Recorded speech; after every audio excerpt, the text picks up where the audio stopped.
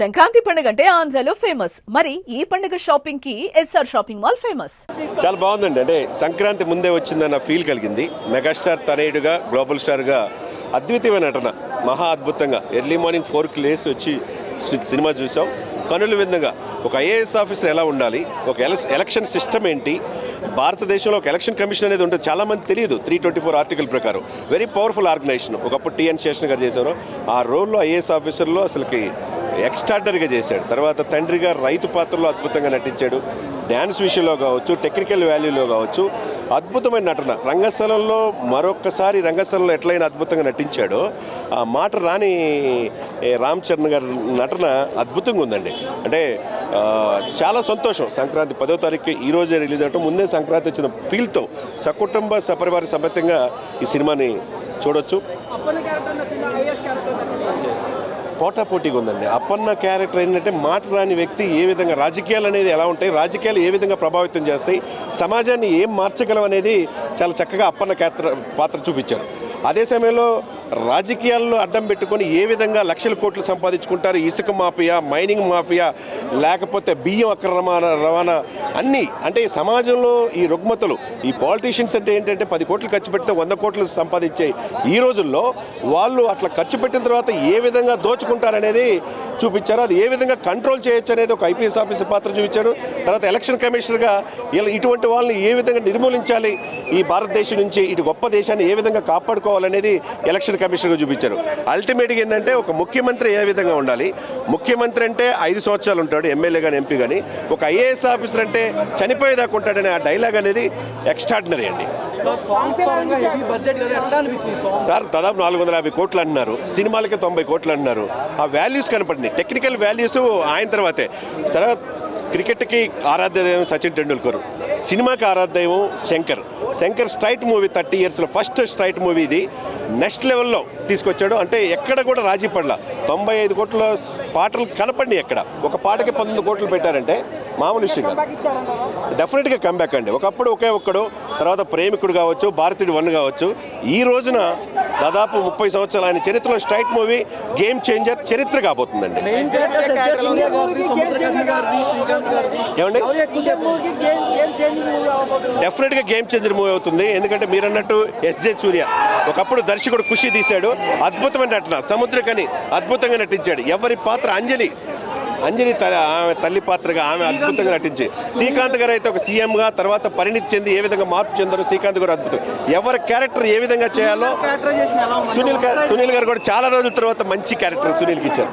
ఓవరాల్గా cinema super hit అండి. సంక్రాంతికి మంచి సినిమా చూసామన్న ఫీల్ థియేటర్. డెఫినెట్గా ఈ 3 సినిమాల్లో గేమ్ చేంజర్ అనేది సంక్రాంతి విన్నర్గా నిలుస్తుంది. 5కి 4 అండి. 100% లెవెల్. తర్వాత అన్ని క్యారెక్టర్లు బాగుంటాయి, ఎక్కడ బోర్ కొట్టదు. ఫస్ట్ హాఫ్ సూపర్గా ఉంటుంది, సెకండ్ హాఫ్ నెక్స్ట్ లెవెల్కి తీసుకెళ్తాం.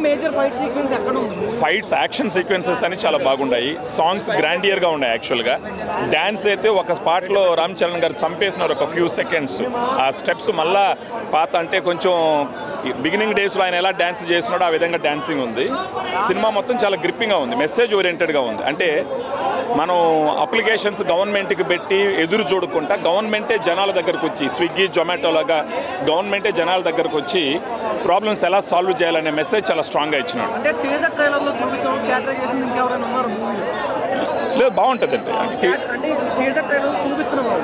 చూపించిన వాళ్ళు అంటూ ఎవరు లేరు. ఎస్జే సూర్య యాక్షన్ కూడా ఓ రేంజ్లో ఉంది. యాక్చువల్గా ఆ సునీల్ గారి క్యారెక్టర్ మళ్ళీ పాత సునీల్ని చూడొచ్చు, కామెడీగా ఉండదు. పాత సునీల్, శ్రీకాంత్ క్యారెక్టర్ కూడా చాలా బాగుంటుంది. బాగుంది. సినిమా మొత్తం బాగుంది. ఈ సంక్రాంతికి పాలిటిక్స్కి నచ్చిన వాళ్ళు, తర్వాత రామ్ చరణ్ ఫ్యాన్స్, ఇది మొత్తం బాగా నీట్గా చూడొచ్చు. దీన్ని ఓవరాల్ రేటింగ్ 3.5 to 4 మధ్యలో పెట్టచ్చు, guarantee. He did many roles and every role he nailed it. I can say this is a true comeback for Charan and Shankar did a really good job. So it was a really nice movie. Sankranti families prefer this movie and yeah, it is a family movie and every Indian citizen need to watch this movie. So it is all about I don't want to put some negative comments on it or I don't want to put some politics in. అలా అండి, చాలా బాగుంది. Super hit కొట్టాడు. ప్రతి IAS officer ఎలా ఉండాలో చూపించాడు. ప్రతి ప్రభుత్వ ఉద్యోగి నిజాయితీగా ఉంటే దేశానికి ఎలా చెందుతుందో, దేశవ్యాప్తంగా ఎలా మంచి జరుగుతుందో చూపించాడు. Super hit cinema.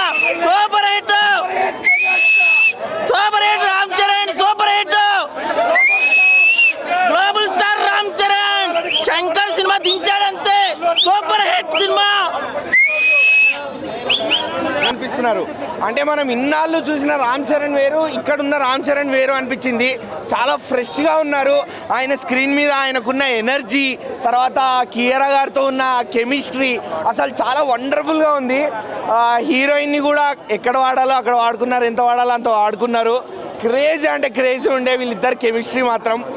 సాంగ్స్ అయితే ఐ ఫీస్ట్, అసలు దోప్, రామ్ మచ్చా మచ్చా, జరగండి, 3 ఐ ఫీస్ట్. అసలు ఐ ఫీస్ట్ అంటే ఐ ఫీస్ట్.